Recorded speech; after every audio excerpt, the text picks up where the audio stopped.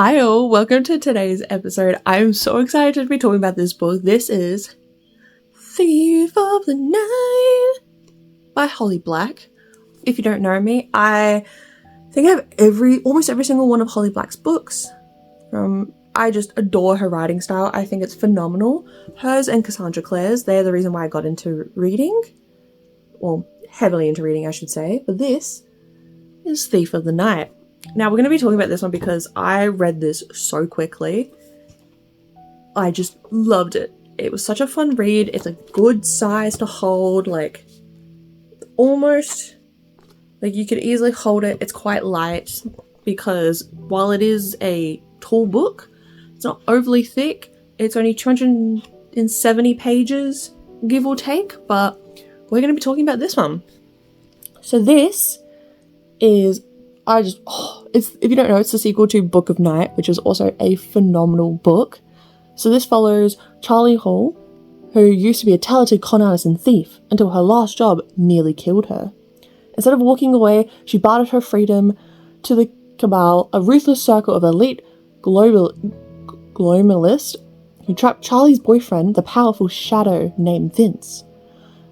As the Cabal's new Hierophant, Charlie hunts rogue shadows on their behalf, not out of loyalty, but because it keeps Vince out of their hand, or at least what's left of him.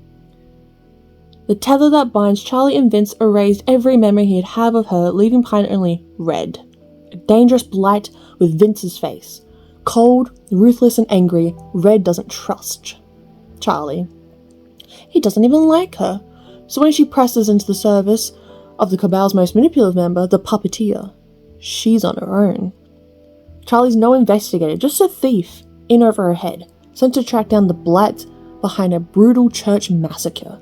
And worse, her own shadow is making plans to betray her.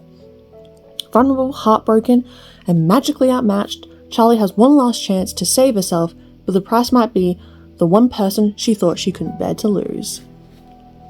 It is such a good book. First off, I love the front. Holly Black can almost do no wrong. I think I've read every single one of her books and have loved them. What I do like as well, what I appreciate is when they text, they do the bold names and stuff. This book was just super fun. It's one of those ones where it's just one of those books where I just quite enjoyed sitting and reading. It was a little bit chaotic. It's a little bit, I feel slightly out of Holly Black's realm of things she tends to do. She's more of a fantasy-esque person, where this is kind of feeling more sitting in a little bit of reality, which kind of threw me off when I first started reading this series, but there's enough fantasy elements that it does hold itself there quite well. I think this book is just super cool. Every single chapter made me want to continue, and even sometimes when some of the chapters felt a little bit slow or they were trying to build up to something, I just wanted to know what happened next. It was super awesome. She's always done amazing work, and I'm proud to say I'd probably give this a 4 out of 5.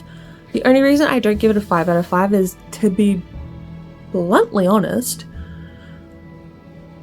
after having a little bit of time away from this book, I don't quite remember a lot of what's happened. And from somebody who does like to read, and even some of these books behind me, I like to I don't remember every single detail of books, but for the books I really love, I could tell you bits and pieces and good heavy chunks of that aspect, and that makes it feel like a 5 out of 5 book. This book, I have a fleeting, looking at this, I know for a fact I read it. I know for a fact that it was kind of reality fantasy-esque.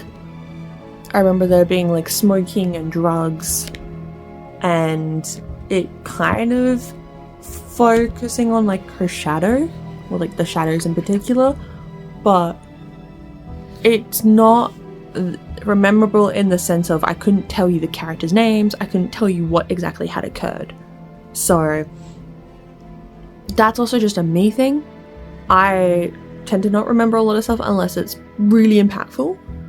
And so while I think this book, I remember reading it being nice to read, and it was great, and it was a good sit down for me, like an afternoon or 2 afternoons reading through this. To me, it just it didn't stick in my brain as much, and I think because a lot of it might not just have caught me as well as I expected. I remember bits and pieces. There was like a junkie scene. There was like a homelessy sort of scene. There's a little like, felt very New Yorky, if that makes sense. Like stereotypical New York feeling. But I would definitely recommend reading the first book, Book of Night. This one, I think Book of Night just left such a bigger impact on me than this book did. But it's like only because I remember Book of Night a little bit more. This one I would still recommend if you've read Book of Night. I would say definitely continue on. You might as well. You've done part 1, you might as well do part 2. Because I think, yeah, it doesn't say how many's in this series, but you might as well continue. I think if you were debating about reading it, I don't know. But this is, yeah, part of her like adult debut sort of ordeal, which was the Book of Night, which,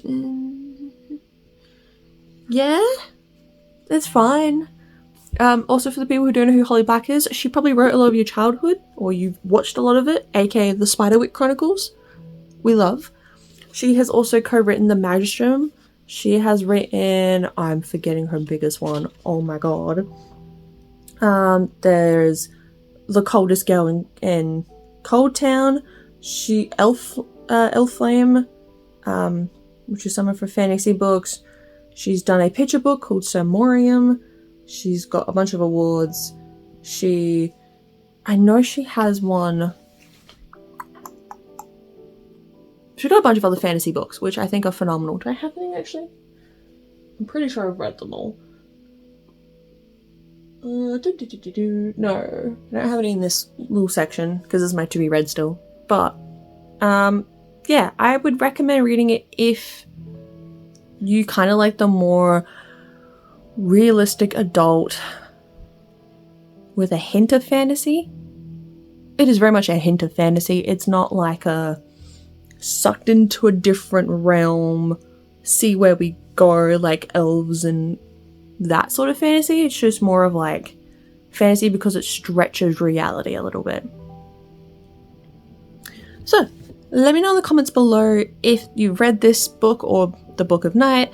What's your opinion on it? Do you love it? Do you hate it? Do you not care?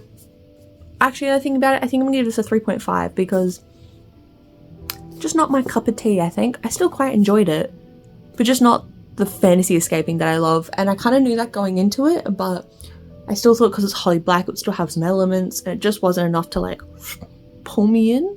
But I still read it all quite quickly, so I don't know. Anyway, I'm going to leave this video here. I know it's a short one, but that's okay. Thank you all so much for watching. I appreciate you all. Thank you so much for coming to book club, and I'll see you in the next session of our book club. Love ya. Bye.